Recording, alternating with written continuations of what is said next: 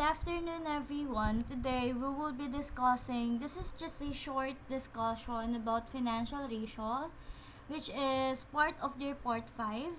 Financial ratios is also a financial analysis technique wherein may mga formulas tayo na ginagawa, then bawat ratio is may katumbas na ibig sabihin. So, we have, I think, 4 type of ratios. Joke lang, 3. Tama, 4. Apat po tayo na types of ratios. First is the liquidity ratios. These are the current ratio, quick ratio, and cash ratio.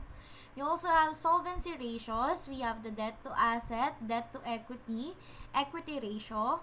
Profitability ratios include gross profit margin, net profit margin, ROA or the return on assets, and then the return on equity. And last, we have the efficiency ratios, which is inventory turnover, average sales period, and the receivables turnover, which I think ang magagamit nyo lang dito is yung average sales period. But i-discuss natin siya isa-isa. So, this financial ratios, liquidity ratios specifically, it measures the ability to pay short-term obligation. So, kumbaga, within these ratios, malalaman natin kung ang isang business ay liquid or not.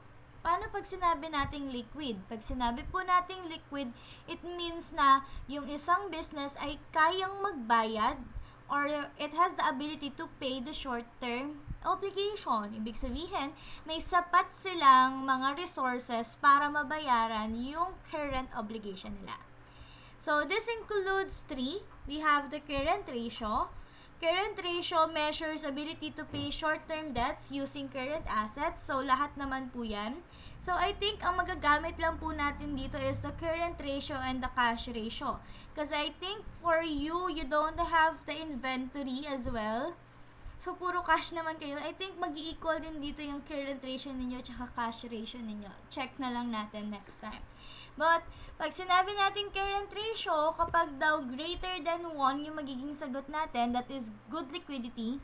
Pero pag less than 1 yung magiging sagot natin, possible difficulty in paying obligation. So, balikan po natin yung ating template.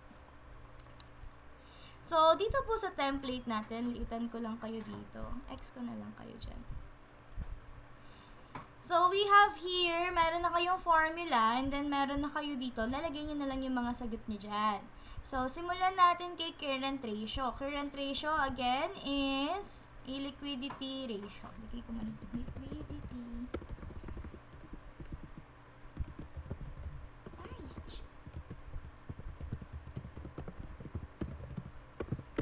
So, under liquidity ratio, we have the current assets divided by the current liabilities. So, ibig sabihin lang nun, we have 633,000 divided by 0.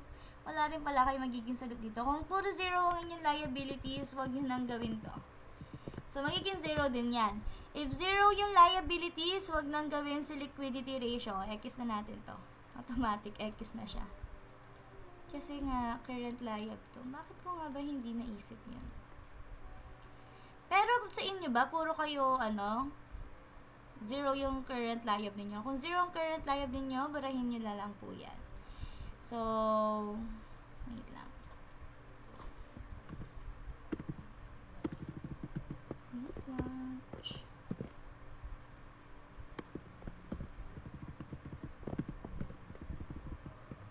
Next naman po is yung tinatawag po natin na solvency ratio. Si solvency ratio naman po, it measures long-term financial stability and debt capacity. So, kadalasan, ang nire-record natin dito is yung debt to asset, debt to equity, and equity ratio. Which I think magiging 0 na naman kasi 0 ang liabilities natin. Ang matitira lang po dito ay ang ating equity ratio. Hanep, mapapaikli pala na mapapaikli itong ginagawa ninyo. Very good. Ay, hala, na-delete ko siya. Hindi naman, diba? Hindi naman. So, delete ko lang po ito.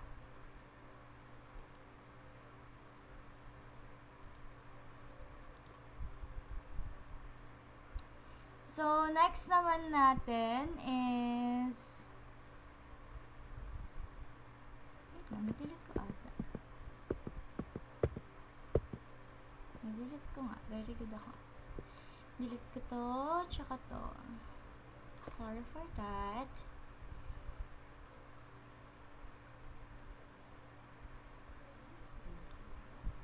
Naririnig niyo yung kapitbahay na the Bluetooth device is connected successfully. Sorry guys. Hindi siya delete ng isahan.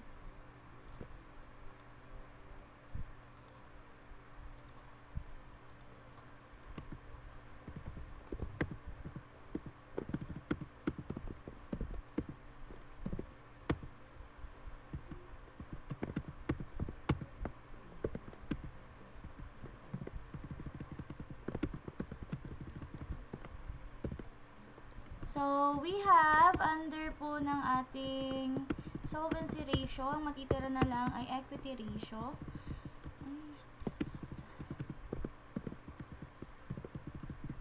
So, equity ratio is equal to total equity divided by total assets. So, our equity is equal to 933,000 divided by our total assets is equal to 633,000. Or sorry, 993,000. So, kadalasan magiging sagot niyo dyan is 1. Lalo na kapag ang sagot ninyo ay or kapag wala kayong liabilities. Nagka-problema ba tayo dahil sa liabilities na yan? Next naman po natin, under po noon, ibig sabihin ng equity ratio, it measures proportion of assets financed by owner. So, ibig sabihin po nito, mas mataas po ang ating equity ratio, mas mataas na stronger financial stability. So, out of 1 yan. Kapag less than 1, ibig sabihin, ayun yung percentage ng kung gaano kadami yung puhunan versus doon sa debt ng isang business. So, next naman po natin, under ratios, is the profitability ratio. Profitability ratio measures ability to generate profit. Ibig sabihin po, minemeasure nito kung kaya bang mag-generate ng profit ng business natin. So, kadalasan may mga net sales na nagaganap dito. For example, gross profit natin is equal to gross profit, which is 3.2 million divided by the net sales or the sales natin na 4,800,000. So, ang mangyayari po niyan, we got 0.67. Gawin natin itong percentage. Or wag na lang. Gawin na lang natin siyang 2 decimal. Ito, percentage. So, percentage po, ibig sabihin po nun, out of our net sales or sales, 67.71 po nun ay our gross profit. So, ganun din po sa year 2 at year 3, naging 64.77 and 61.57 naman po sa mga susunod na taon. So, ibig sabihin, mas malaki po ito. Ayan, sabi dito, higher is equal to better pricing or controller cost.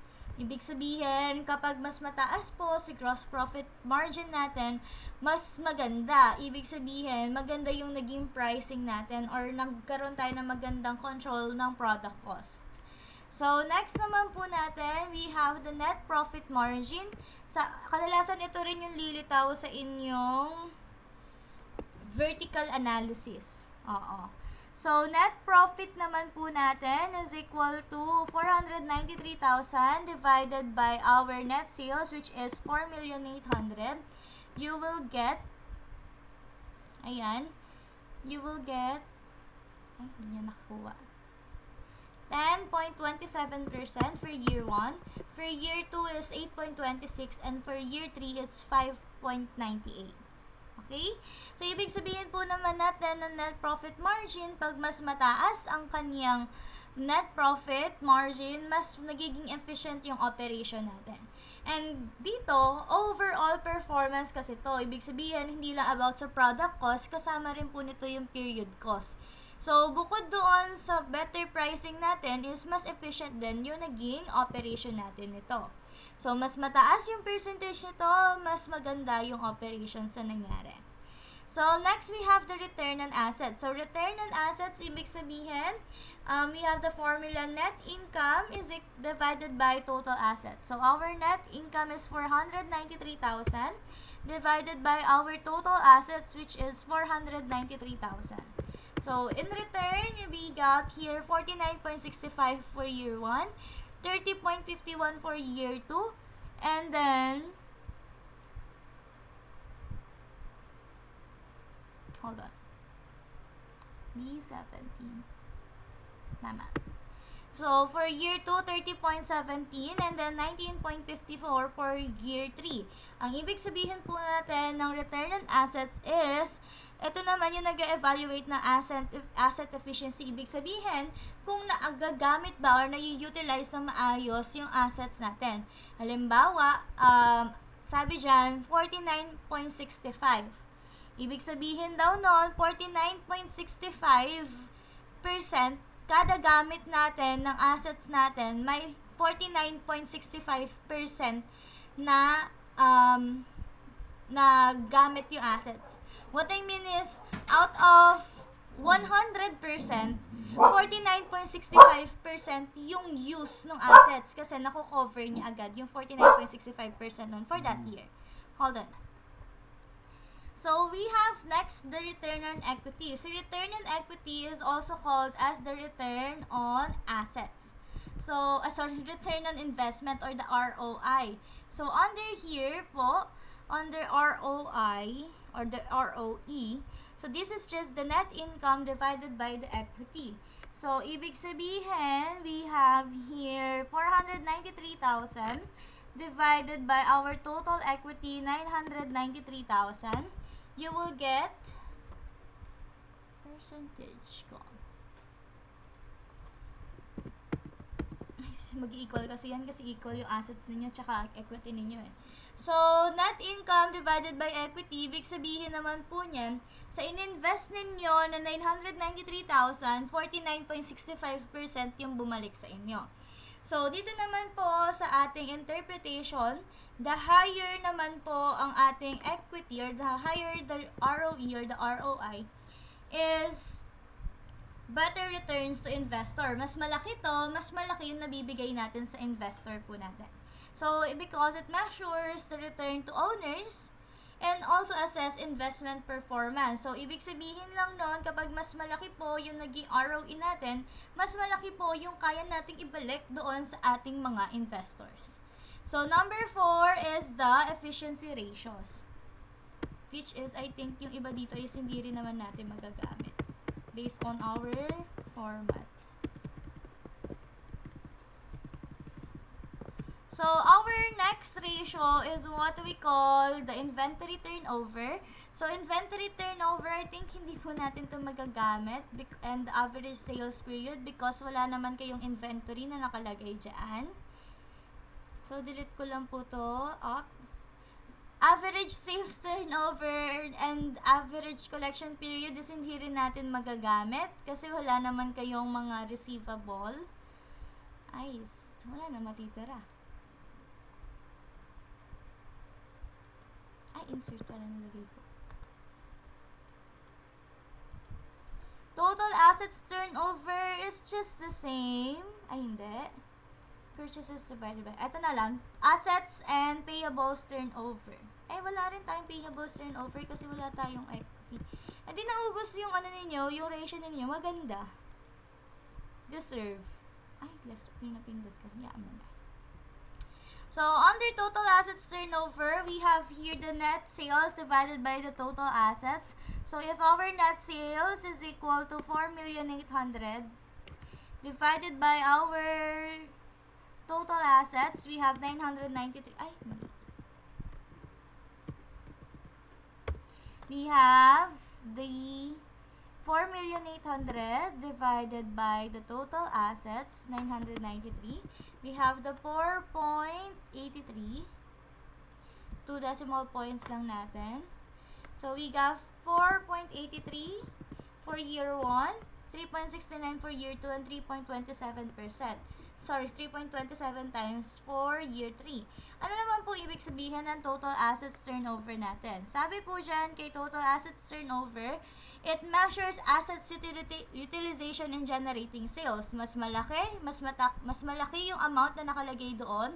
It means more efficient use of assets. Kagaya lang din po ito ni return on assets. It's just that on return on assets, net income ang ginagamit po natin na indicator instead of the net sales. And it also assess the operational efficiency. So, yun lang. Ito lang yung itsura ng inyong financial ratios. Ganyan lang siya. So, let me just stop this